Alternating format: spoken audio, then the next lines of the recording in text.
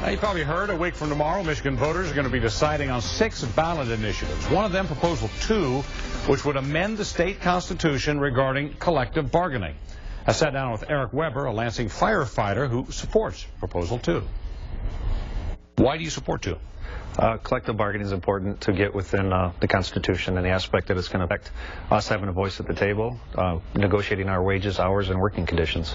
Now, the people who oppose the yes vote on this say Michigan already has pretty strong union rules that already allow these things that you say. So how is this, first of all, are they wrong? And second of all, how is this going to change things? Putting it in the Constitution will secure the fact that no matter whoever occupies either the governor's seat or the legislature or House, that this binds it in the Constitution that we have collective bargaining and we can come to the table with management or leadership and negotiate all the things that I had mentioned, as far as even stretching out to our protective equipment that we wear, to the equipment, our staffing, daily staffing that we staff the city with to ultimately make the streets safer for citizens. Now, have you found this to be a problem? Are you having problems when you go to collective bargaining that your union laws aren't strong enough, the union protections aren't strong enough? I believe we're very well protected in Michigan under Public Act 312, but putting Proposal 2, collective bargaining in the Constitution, will secure the fact that it gets it in the Constitution, and again, no matter what political powers are in place, that this will make them honor the Constitution and honor collective bargaining. So right now it doesn't seem there's a problem, you just fear there might be down the road?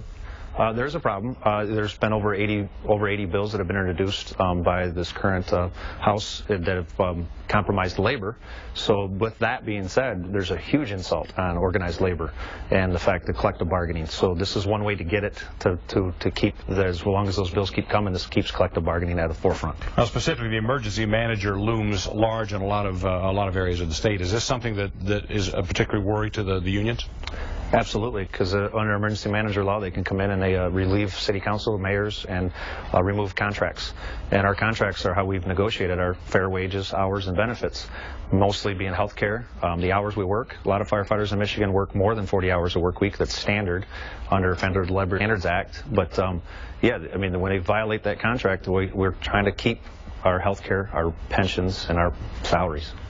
And you might recognize Eric Weber. He's a firefighter who appears in the Yes on 2 ballot proposal ads. We're focusing on Proposal 2. Now we're going to hear from the other side. I sat down with Bill Mays, the president of the Michigan Association of School Administrators. What is your position on Proposal 2?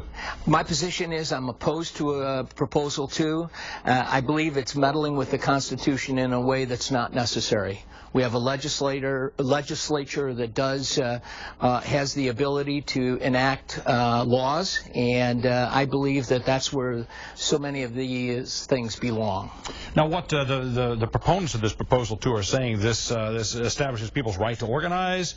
It allows them to join unions if they choose to or not. I mean, they make it sound like this is the best thing for the workers since sliced bread.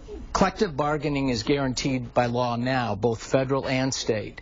That won't change. We've negotiated for years with teacher groups, with all kinds of education groups, and we'll continue to do that. We'll continue to do that in November. We'll continue to do that a year from now. It's guaranteed by federal law.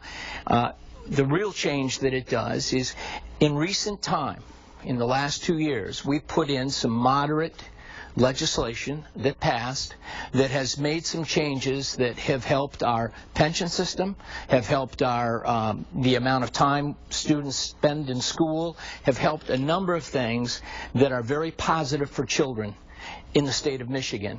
And if this passes, if Proposal 2 passes, those things would be automatically rolled back. We'll talk about a couple more of those in a minute. Again, the people who put Proposal 2 on the ballot claim that this just strengthens the ability of workers. Is there a danger in making them too strong? I don't see a danger. I see the realities of what exists right now. We have a pension system that supports, that helps teachers and all school employees to plan for their future after their work years are over. And the bottom line is it was imploding. And as it was imploding, laws were passed to support that, requiring every school employee pay 20% of their health care. that's not outlandish when you compare it to what the average is for the private sector, which is something like 28% or 24 to 28%. It's needed. The economic times require that we all pay our fair share. Now, we talked a lot more with both sides about that subject. If you'd like to watch the entire interviews, you can go to our website, WXYZ.com. Joanne? All right, still to come here on 7, how the